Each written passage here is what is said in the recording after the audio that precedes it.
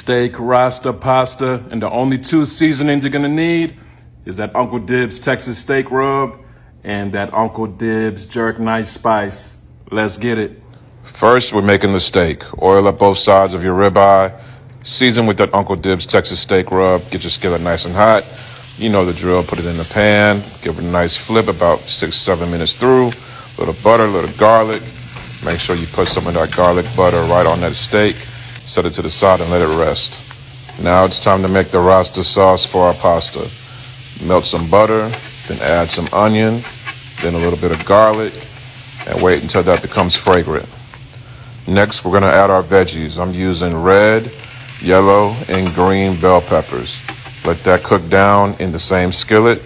Then you're gonna add your favorite white wine. Then we're gonna add some heavy cream, stir that on up. And then the secret ingredient is that Uncle Dibbz jerk nice spice. Put that all in your sauce and stir that on up. We're cooking this all over medium-high heat. Once all those flavors are done combining, we're gonna turn the heat down to low and then add some fresh Parmesan cheese to thicken up the sauce. Then you're gonna wanna add your pasta and then combine all those flavors.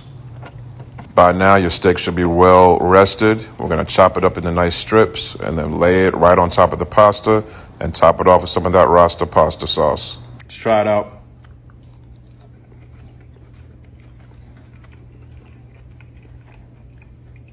That's good, shawty.